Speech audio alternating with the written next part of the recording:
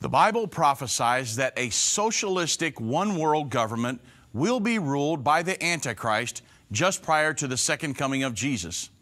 With that said, knowing that we're in the end time, are you aware that of the rise of socialism in the United States? Is a socialistic society something that we want here in America? We will discuss the ideology of socialism from a prophetic viewpoint on today's edition of End of the Age.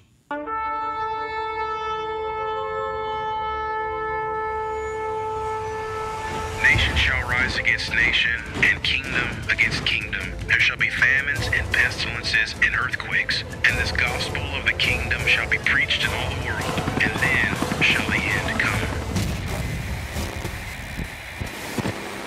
Tell us, when will these things be? And what will be the sign of your coming and of the end of the age?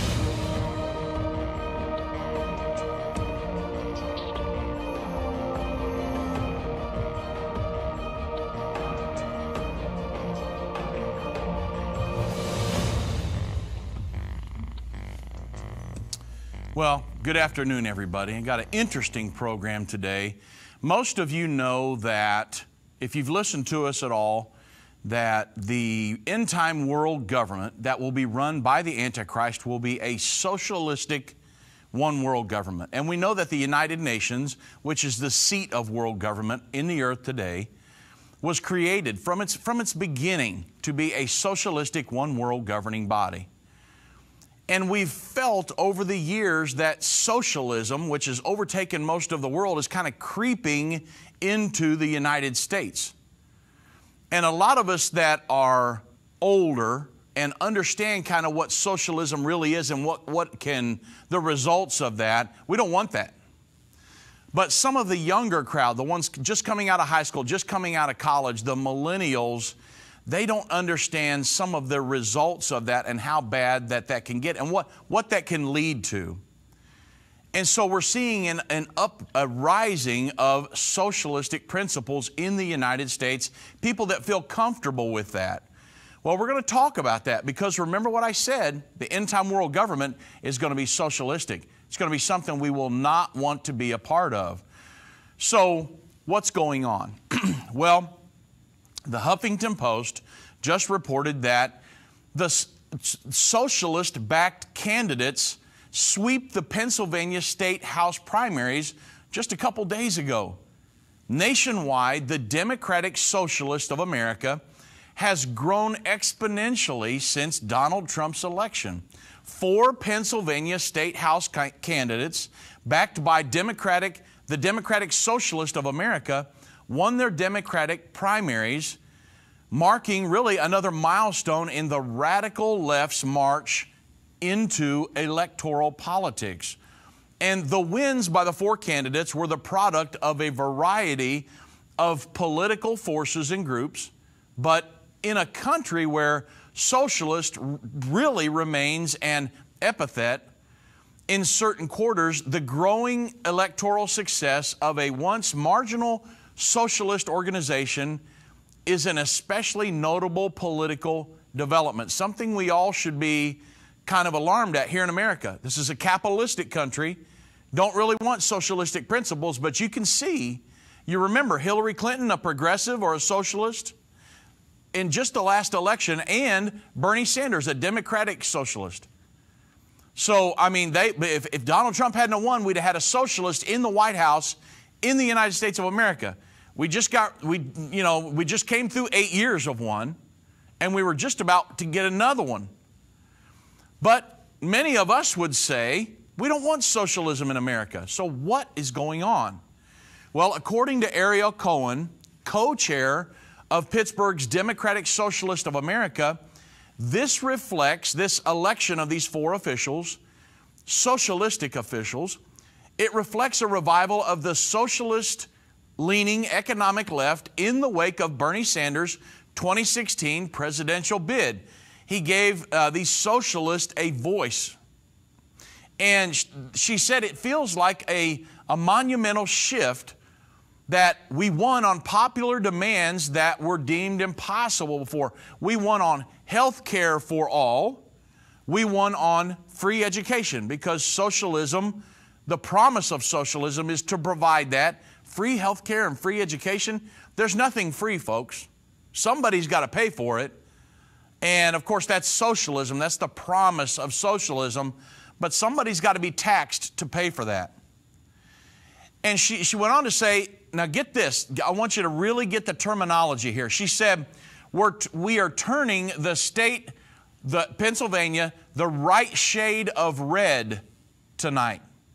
Now that's going to be very important when I get into the prophecy segment of my program. The right shade of red. Red is very significant to socialism or communistic ideology. You've heard of red Russia, red China, red Romania, all those red countries. That means, hey, we're socialistic, we're communistic countries. Well, she just said we turned the state of Pennsylvania the right shade of red last night. And so you say, well, the red, what does this socialistic mean? Well, American Thinker ran an article that said socialism is going mainstream and the millennials are the cause. So, well, when we get back from the break here, I'll go off into this article because it talks about the shade of red and kind of where we're headed here. How are we getting to the place where we could adopt socialistic principles into our society and elect leaders who are socialist in the United States of America? Always remember, the end-time world government will be socialistic. The Endtime Prophecy Tour was the most wonderful tour. I would like to thank Irvin and Judy Baxter for a fabulous trip to Israel. I know it took much effort and planning to make it successful. What a tremendous time we all had, which warrants a great big thank you.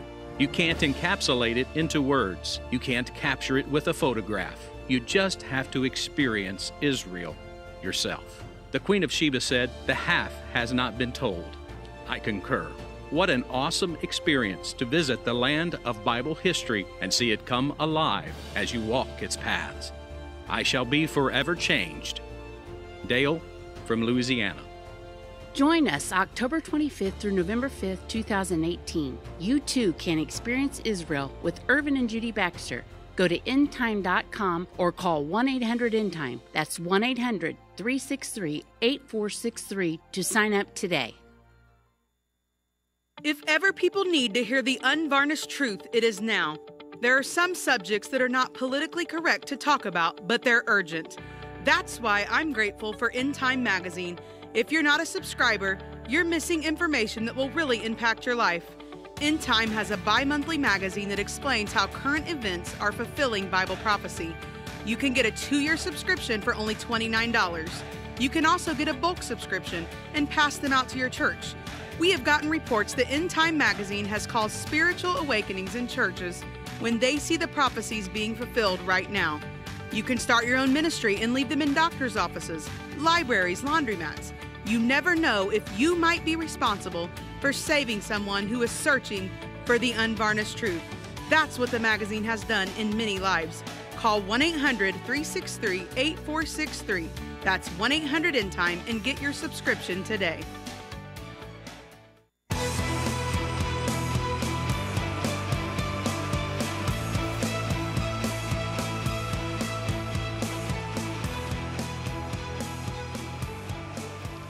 So American Thinker wrote a short article, and they said that referring to the election of the 4 socialists Tuesday, they said the right shade of red, which they were referring to, the move towards a socialistic, the election of these socialistic individuals, we're going to move this state towards the right shade of socialism.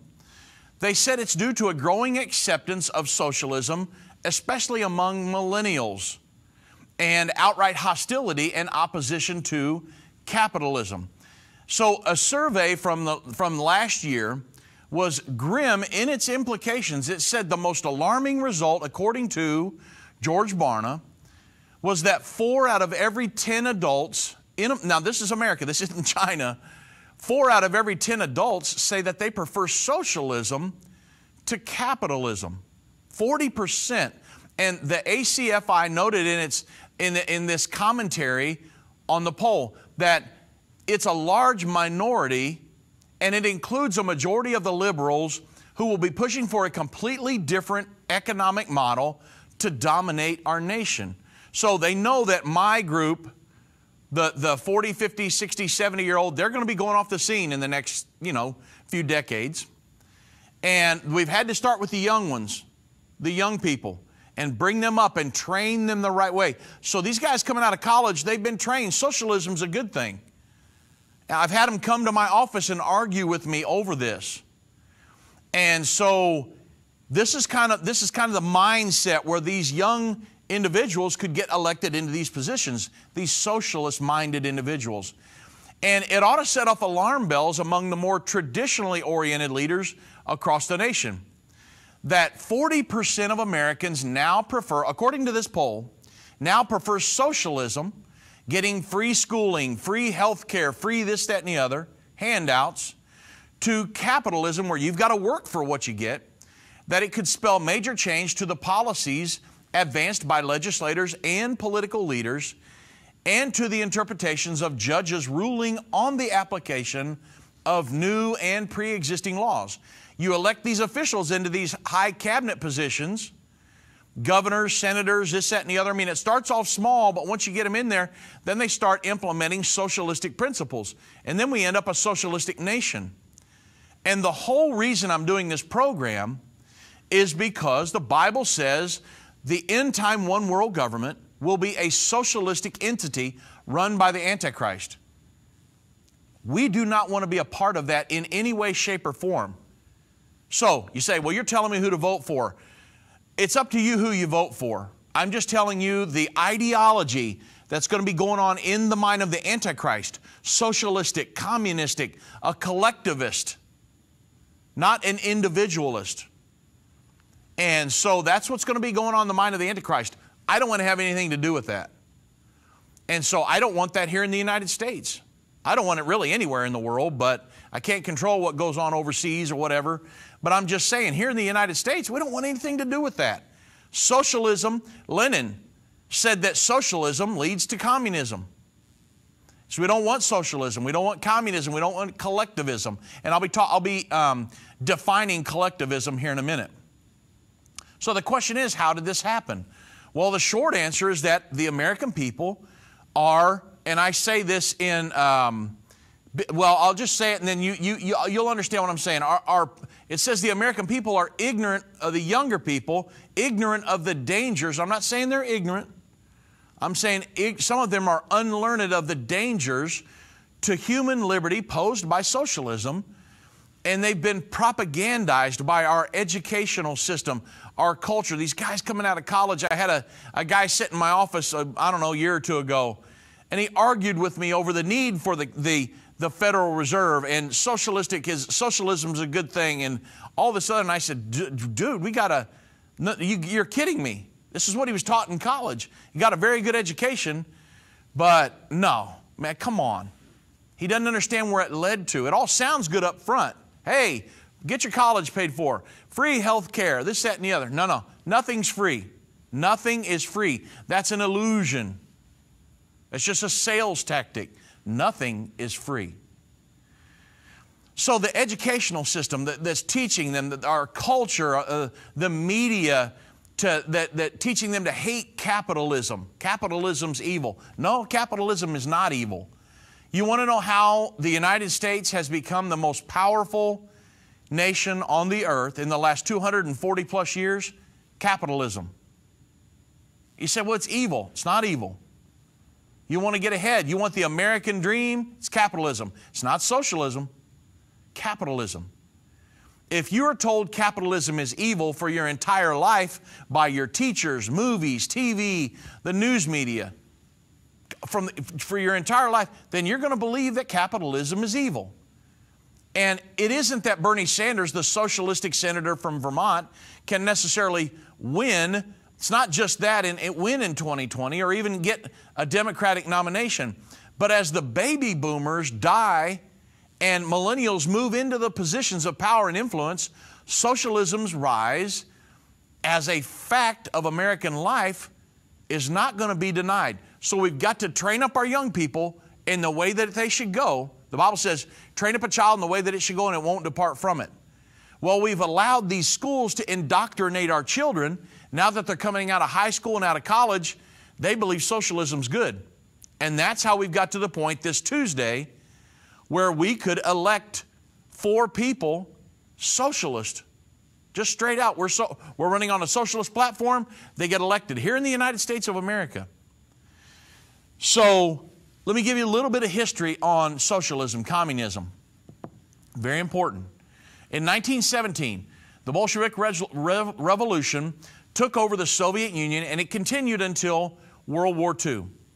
In 1942, think about this, communism ruled one country in the world. 1942, just a short, 75 years ago or so, 76. Communism ran one country in the world, the Soviet Union. Only 6% of the world's population. However, by 1962, communism ruled 50% of the world's population. So, I mean, it just took off. It started sweeping across the world. And at the end of World War II, look at it. At Yalta, the Soviet Union was given control over all of Eastern Europe. They took Poland, Czechoslovakia, Yugoslavia, Romania, Lithuania, Latvia, Estonia, and East Germany. I mean, it just started sweeping across the world.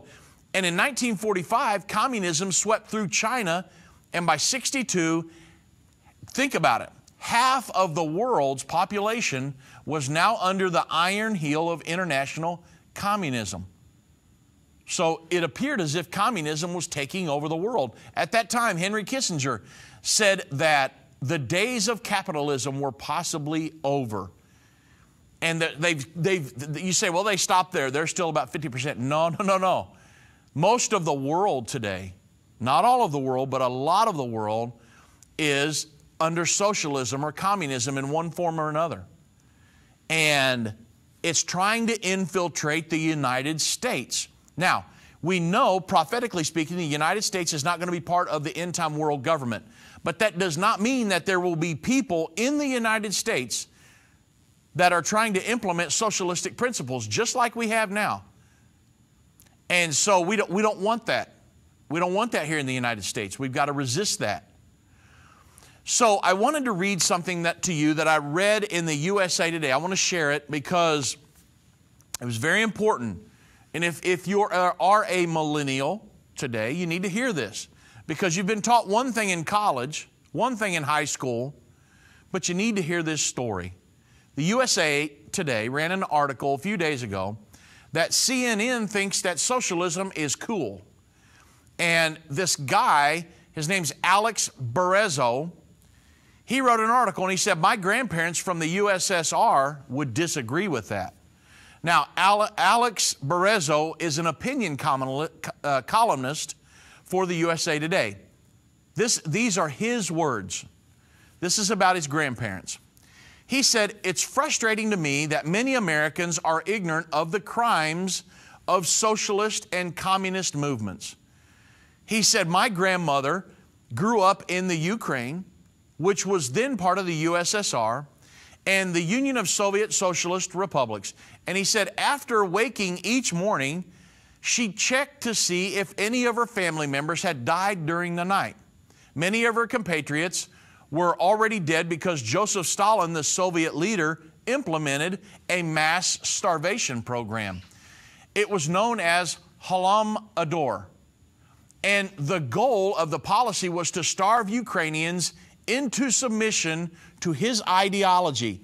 They wouldn't conform, no food. And it worked as intended. Stalin murdered perhaps, 4 million Ukrainians. So the writer said, my grandmother only escaped this torture when she, along with the Russian man who would become my grandfather, when they were kidnapped by the Nazis and taken to Germany as slave labor. And so in essence, they stopped living the Soviet socialist dream, and they began experiencing the National Socialist dream instead. So the writer asks, what exactly is cool about socialism? See, the thing is that you're not sold that. Hey, we'll come in and we'll start giving you free schooling and free health care. You're not told what socialism eventually will lead to. After the war, because remember, Lenin said the goal of socialism is communism.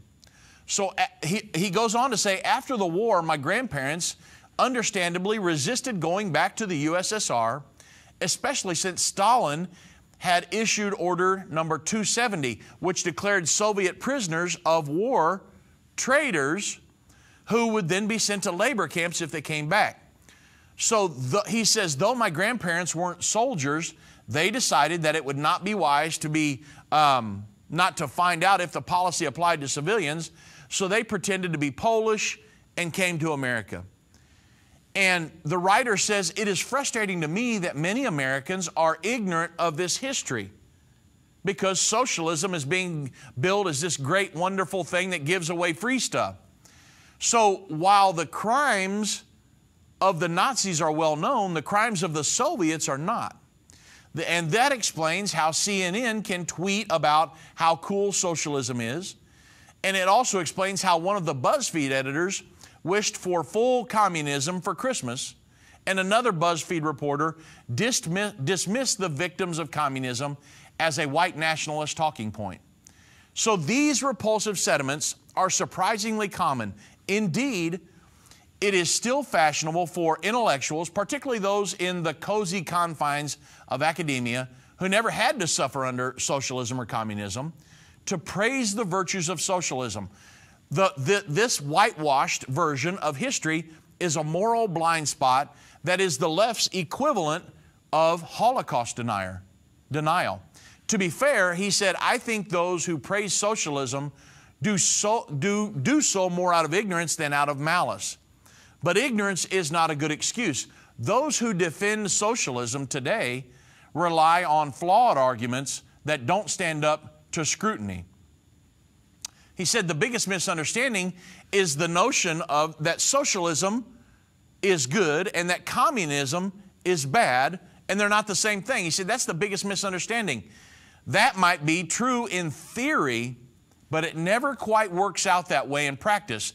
It is impossible to separate socialism from communism because the socialism, which is an economic system, inevitably leads to communism, which is the socio-political system. Why is that? Well, because centralized economic control only works if citizens have no rights. So in an ideal socialist society, the people own the means of production. In other words, the people, everyone's basic needs are met, and leaders are elected democratically. When implemented, however, that all sounds great, but when it's implemented, human nature intervenes. There's where we come into the problem. Powerful elites take charge, and this group, which usually consists of a charismatic individual and his politically loyal kleptocrats, becomes the true owners of the means of production. They take control. And we've seen that over the last administration, the healthcare industry. Think about it. And they exist largely to serve themselves, so voices of opposition, they have to be suppressed. And free speech is abandoned, and eventually fair elections are too. And look no further than Venezuela right now for an example of how an allegedly socialist utopia necessarily leads to a communist crackdown. And we're watching history repeat itself. As the socialist system collapses, Maduro implements tyranny. And that's how it works. That's how it always works. They're never satisfied. Just yield up all your sovereignty. They're never satisfied with just so much. But it's sold as a really good thing in the beginning. And the writer says, my grandmother passed away in 95, and my grandfather died last month. And it is in their honor that I tell their story, and on their behalf that I make this plea. Just like Nazism, we must make it socially unacceptable to express any positive sentiments towards socialism or communism. Why? because its 100 million victims cry out for it. So now you can see one man's perspective. His grandparents lived under that. You say, well, it's not going to get that bad here in America. Why don't you think history will repeat itself? And we're not that far removed from hundreds of millions of individuals being killed under communist rule. You say, well, socialism and communism aren't the same thing. Let's talk about that, because that's a huge misconception. And I want to talk about collectivism. And again, the reason I'm doing this program is because we're fixing to head on the seat of world government today, the United Nations, from its inception was designed to be a socialistic one world governing body. The leader of the current Secretary General, Antonio Guterres, he was the president of the Socialist International for several years. He's a socialist, folks. And they believe in dictatorship. There's no qualms about it. So at the end of the day, he believes in dictatorship. Now, the United Nations, he's kind of got his hands tied. But there will come a time when the Antichrist takes over the world government, and he's going to be the worst dictator the world's ever known. So that's what we're headed into. So that's why I'm trying to say we don't want that here in America. And we want to be free people. So let's talk about collectivism. You say, well, socialism, communism, that's two different things, Dave. Come on. Well, that's why we're going to talk about collectivism. Young people do not like the true definition of socialism, the idea of government running the businesses. They don't necessarily want that, but that's not how socialism is sold. So I know we're coming up on a break. Let me stop right there. I'll chalk the wheels. When we come back, I'll give you the definitions of socialism, communism, and how both of those ideologies are under the umbrella of collectivism. You need to hear it. It's very important, because that's how the world government's going to look in the end time. Let me tell you today about our exciting Armageddon Collection. What does the term Armageddon mean? Why is it so important in Bible prophecy in the last days? And what will happen between now and then? In our Armageddon Collection, we cover subjects such as events of the final 7 years, the revealing of the Antichrist, the mark of the beast, and the world's greatest revival just ahead. In this special collection, you will receive the DVD, Seeds of Armageddon, November 29, 2012, our 8-lesson series, From Here to Armageddon, along with a PDF of our 7-year timeline, and our informative DVD, First Step to Armageddon, December 23rd, 2016. All of this for your gift of $140 or more, plus the cost of shipping and handling. To order your Armageddon collection, go to Endtime.com or call 1-800-ENDTIME. That's 1-800-363-8463. The Endtime Prophecy Tour was the most wonderful tour. What an awesome experience to visit the land of Bible history and see it come alive as you walk its paths. I shall be forever changed. Dale from Louisiana. Join us October 25th through November 5th, 2018. You too can experience Israel with Irvin and Judy Baxter. Go to endtime.com or call 1-800-ENDTIME to sign up today. If your station only carries the first 30 minutes of End of the Age, go to endtime.com and click the watch button to continue today's broadcast. You can also finish up later by clicking the Archives button.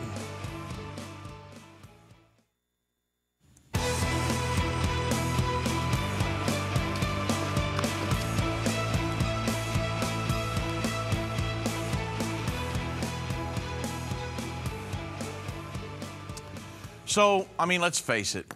The fact is that millennials, and when I say millennials, I'm not talking degrading. I'm just talking about this group of individuals. I'm defining them age-wise, 18 to 35 or so, somewhere in there. So the fact is that millennials, these ones coming out of high school and college, and just after a few years, they support socialism because they've been educated to believe that it's a good thing, it's a good way of society, but it's not. They've got that off. They've been taught wrong. The definition of capitalism is an economic and political system in which a country's trade and industry are controlled by private owners for a profit rather than by the state. Capitalism features the private ownership of business wealth and the free and unfettered operation of trade markets. And capitalism is the very reason why we're the richest nation on the earth. If you look at it from strictly a financial standpoint, an individual has more of a chance at coming from nowhere and becoming a millionaire or even a billionaire in our capitalist society. Again, it's called the American dream. I mean, think about it. Bill Gates, he owns Microsoft. He started a computer revolution in his garage and is now a multi-billionaire. Michael Dell of Dell Computers, he started Dell Computers in his dorm room and he's now a multi-billionaire. In 1976, this is the big one. You thought those other two were big. When Steve Jobs was 21, him and Steve Wozniak started Apple Computer. And both of them started in Jobs' family garage, funding their entrepreneurial venture by Jobs' selling his Volkswagen bus and Wozniak selling his beloved scientific calculator. Many of you have heard the story. Of course, the rest of it's history, and both went on to be fabulously wealthy multi-billionaires. And then David Green, the founder of Hobby Lobby. He started his business in his garage by making pre-cut picture frames. Well, Hobby Lobby now has more than 12,000 employees and billions of dollars in revenue. And there's thousands of more stories, success stories, just like these folks that you've never heard of. But they followed their dream, they took a risk, and are now financially successful. And it's these individuals that provide the jobs for hundreds of millions of individuals in America. So this is what drives the American economy, and it's called capitalism. It's why we're the richest nation on the face of the planet. Now, the definition of socialism. Well, socialism is a way of organizing a society in which major industries are owned and controlled by the government rather than the individual people and companies. And so now that's the dictionary definition. But folks, it is way worse than that. So let me explain. Many of you will know a guy named G. Edward Griffin. He wrote Creature from Jekyll Isle, explaining about what the Federal Reserve System is really all about. It's a select group of, a club of individuals that run our economy, but yet it's no more federal. It has nothing to do with the government. It's a select group of bankers that own and run that. Well, G. Edward Griffin gives the best definition of what this socialism, communism, fascism, they're all the same thing. I've heard people say over the years, socialism and communism, they have nothing to do with each other. No, that's not true.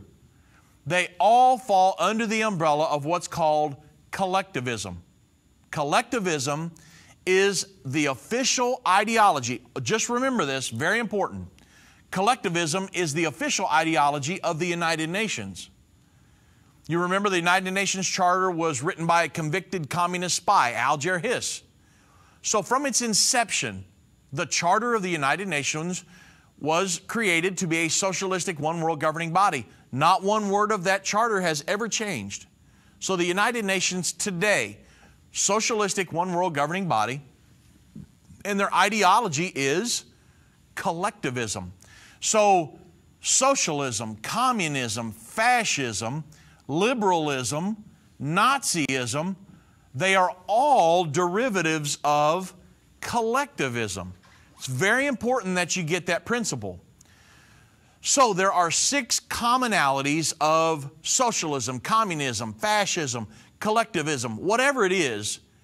They all have 6 things in common. And I'm going to go through those 6. So grab your notebook.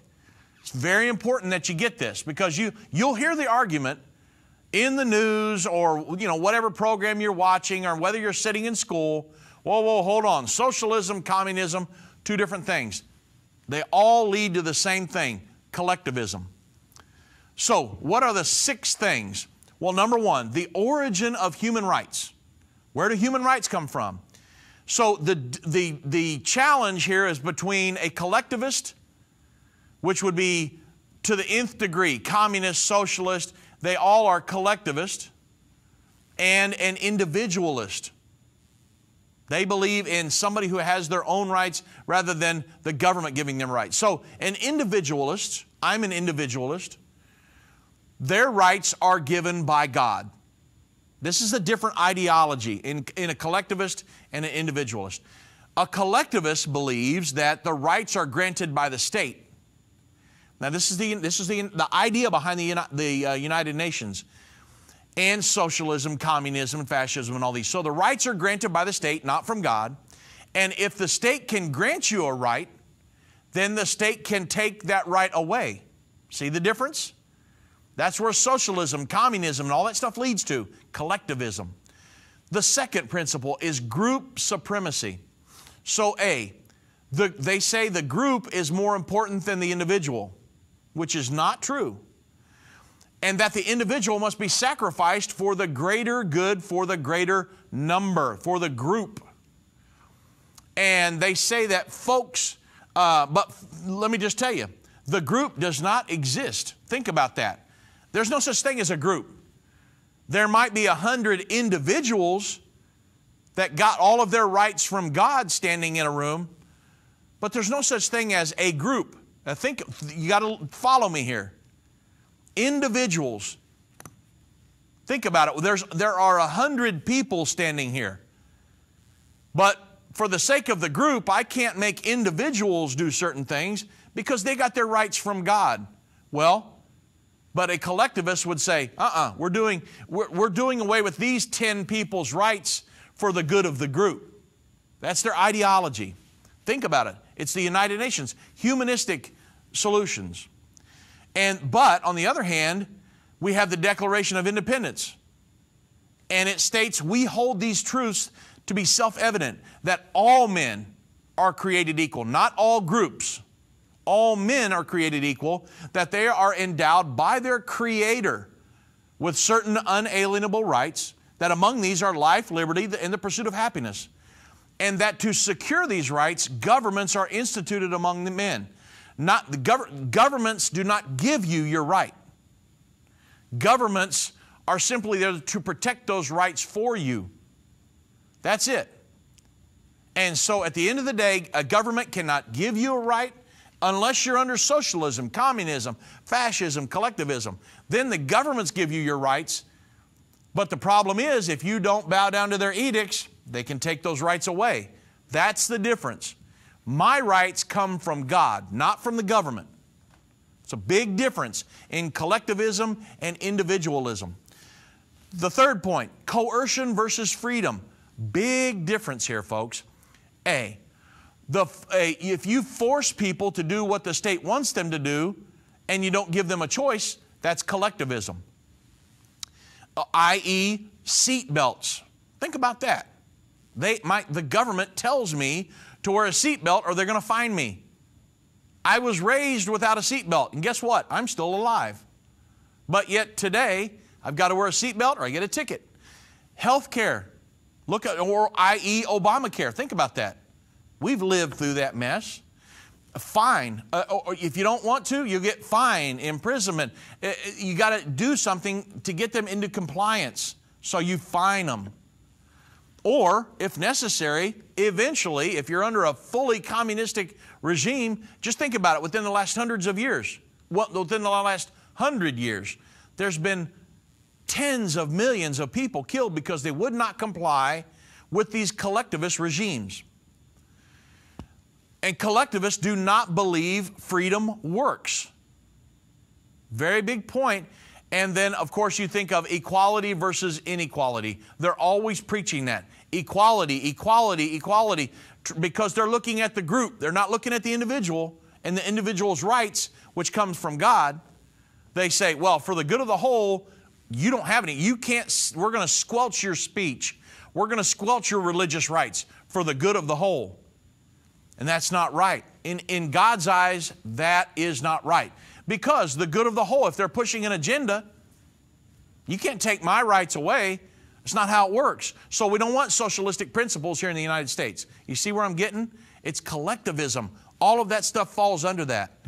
And then, of course, you do away with, their goal is to do away with the haves and the have-nots, to make everything equal. So how do they do that? Wealth redistribution. For example, think about Bernie Sanders. He was a democratic socialist. And think about this. He was really close. If he had only beat out Hillary Clinton for the Democratic presidential nominee in 2016, he could have been running with Donald Trump. I mean, we allowed that. And actually, Hillary Clinton was a progressive, which is a socialist. So if Donald Trump would not have gotten elected, think about this. We would have a true socialist in the White House now. And they would be trying to implement these things that I'm talking about. And so Bernie Sanders stated in the Washington Post, he said, 99% of all new income generated today goes to the top 1%. The top 1/10 of 1% owns as much wealth as the bottom 90%. And he said, does anybody think that this is the kind of economy that this country should have? Do we think that it's moral? He said, so to my mind, if you have seen a massive transfer of wealth from the middle class to the top 1/10 of 1%, you know what? He said, we've got to transfer that back if we're going to have a vibrant middle class. He's talking about the socialistic principle of wealth redistribution. In all actuality, folks, it's thievery. Taxing these individuals simply because they've taken risk and got to a certain economic level, plateau here, or not necessarily a plateau, but the top of the mountain per se. He said, because they've made that there, we need to redistribute that wealth. And he said, you can do that in a lot of ways. He said, certainly one way is a tax policy. So let me give you a for instance, because that's not right. That's not right in anybody's book except a socialist, a communist, a collectivist. So I have an uncle. Well, okay, when I get back from the break, I'll tell you a story about my uncle, and then we'll get off into some prophecy before the end of the program, and I'll let you know how the end-time world government is prophesied to be a socialistic one-world government. So stick around. I'll go into my uncle's story about how this wealth redistribution is crazy, and then we'll get off into the prophecy side. We live in critical times. If the final 7 years started today, would you know what to do? God's people need to understand the prophecies that are taking place. Daniel 11:33 says, "And they that understand among the people shall instruct many." To guide the people around us, we must first receive instruction ourselves on the biblical prophecies of the end time. End Time Ministries is introducing the End Time 1000. We have created Jerusalem Prophecy College online to help you be ready to inform those around you. The goal is to have at least 1,000 people prepared to instruct others. By joining the End Time 1000, you can fulfill Daniel 11:33. Sign up for Jerusalem Prophecy College online and be equipped to guide your friends and loved ones during the final 7 years. Go to JerusalemProphecyCollege.com. That's JerusalemProphecyCollege.com.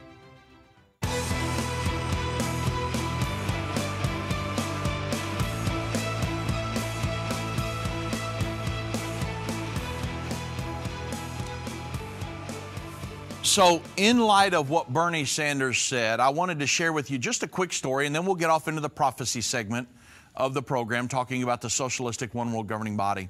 But a socialist, communist, fascist, collectivist, they would try to demonize, in the name of equality, they would demonize an individual who has been an economic success in our society. Well, let me give you a for instance. I have an uncle. I used to work for him years ago before I come to work with my father-in-law at Endtime Ministries. And he used to run factories. He ran many factories, plastic factories, different things.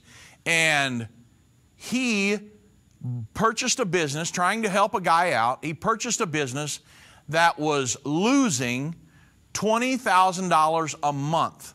It had a lot of employees, but it wasn't managed properly. It was losing like crazy. But he didn't want to see all the employees lose their job. So he bought the business thinking, well, I can turn this thing around. Well, turn it around he did. And now he has become very wealthy. He created a way to take ground up car tires and truck tires and different things and make them into rubber sheets. And now he's got huge contracts. And so he turned it around. Now he's a multimillionaire. But he took a risk. The majority of people in America would never have taken a risk like that. But he took a risk, turned it into a very successful company. He's now fabulously wealthy, and he's helping a lot of people out around him. And he's got a lot of employees that he's given jobs to.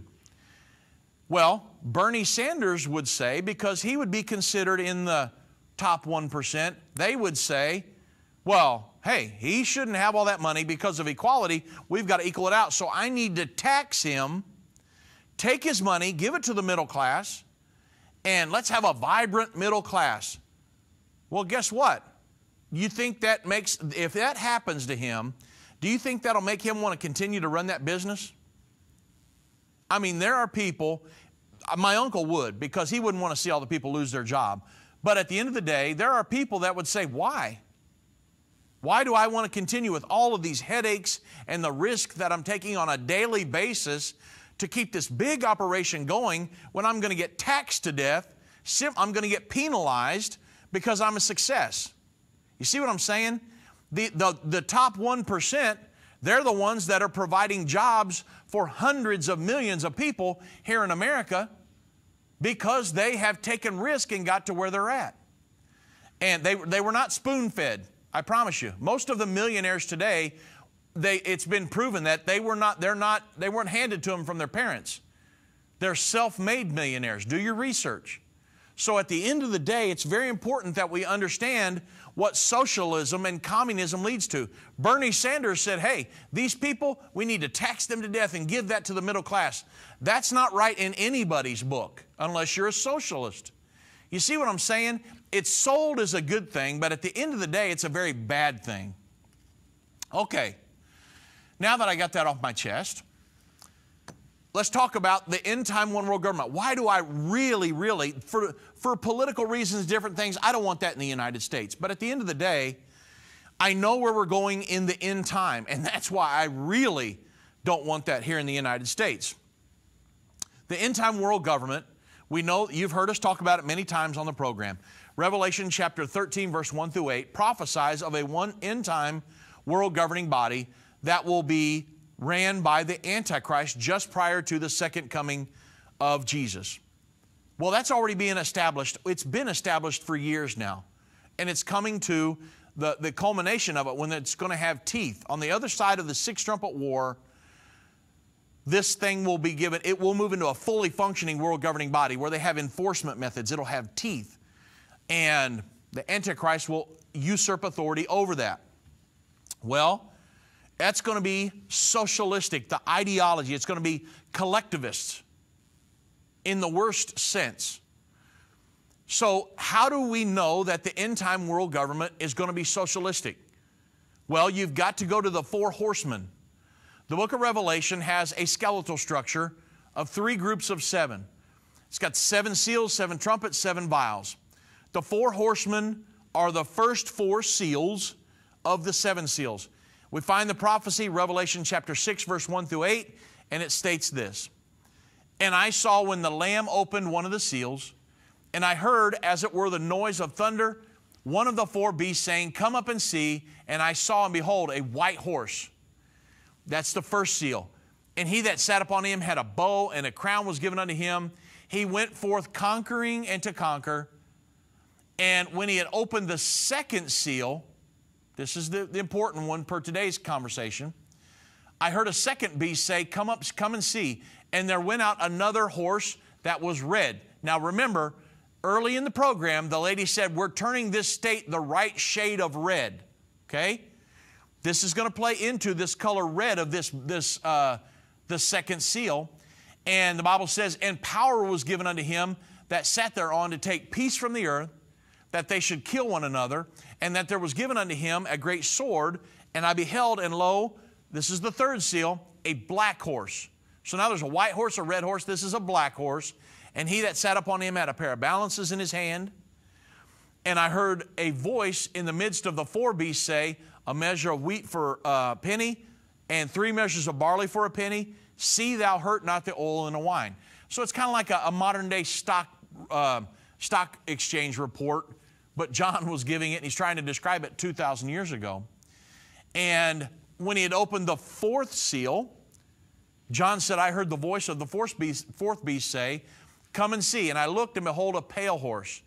And his name that sat upon him was Death. Hell followed with him, and power was given unto them over the fourth part of the earth for to kill with the sword, with hunger, death, and the beast of the earth. So the fourth one, you understand that we teach that it is the pale horse should have been translated green. The original word pale there was chloros, so it should have been translated a green horse, and which the color. So the colors are very significant, though. That's why I wanted to make sure we got through this, because Revelation 6 verse 1 through 8 reveals 4 horses: a white horse, a red horse, black horse, and then a green horse. So what are these colored horses referring to? Well, many of the major prophecies of the Bible give us 2 or 3 or even 4 occurrences of the same event, 4 accounts of the same event. When you read other accounts of that event, that same prophecy, they provide better clarity. It's like any topic in the Bible you study. You got to go get all of the accounts, and then you can get a clear picture of the whole thing. Well, it's like putting a puzzle together and then seeing the big picture once the puzzle's completed. So another account of this exact same prophecy is about the 4 horsemen referred to in Revelation 6 verse 1 through 8 is found all the way back in the Old Testament in Zechariah 6 verse 1 through 8.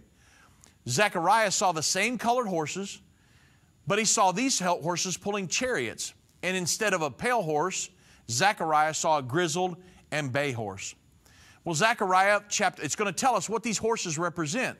Zechariah 6 verse 4 and 5 tells us that these horses symbolize, and it says, I answered and said unto the angel that talked with me, what are these? And the angel said, these are the 4 spirits of the heavens which go forth from standing before the Lord of all the earth. So these horses, they symbolize something. What do they symbolize? Well, these 4 colored horses symbolize 4 spirits. So consider this. I'm not going to go through the white, the black, and the green today. I don't have time. I want to focus on the red horse. So consider this.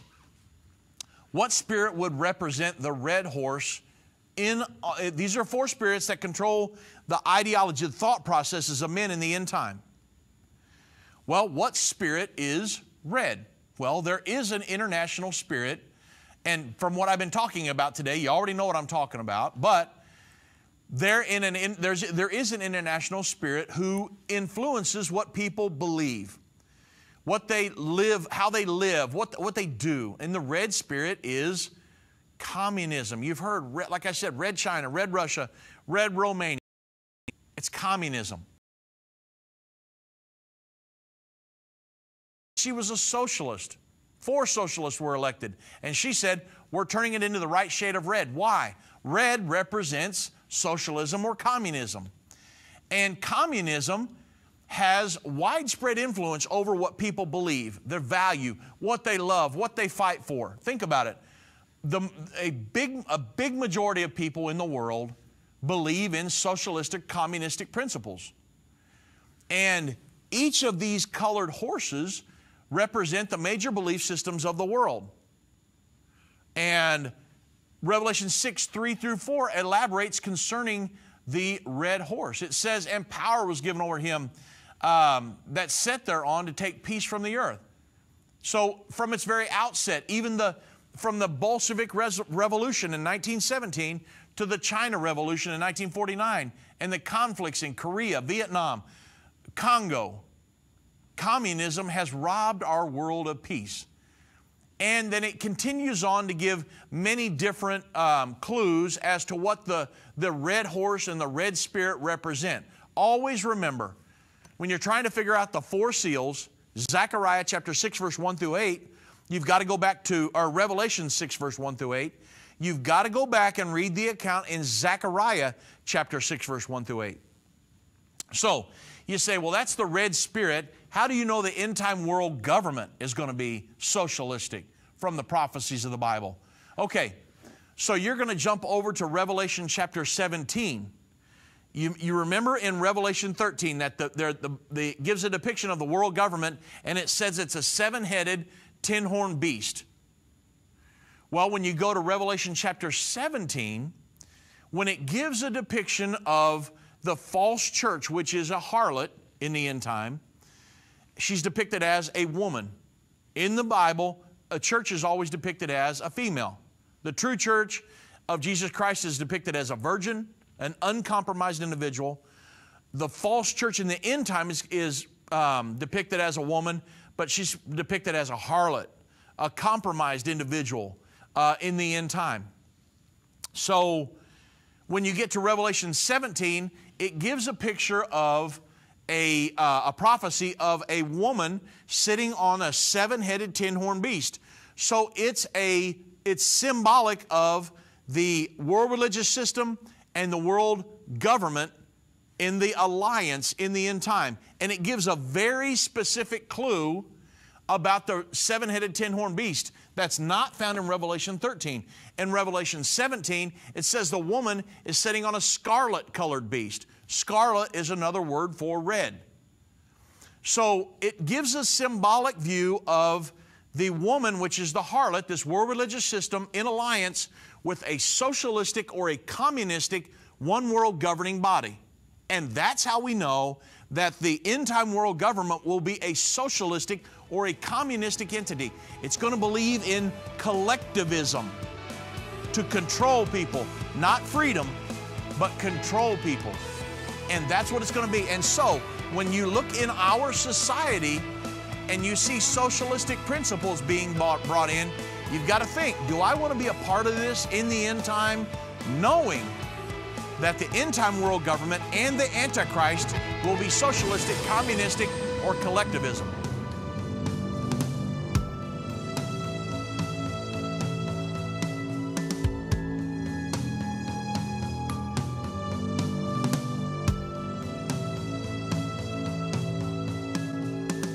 End of the Age is a production of Endtime Ministries.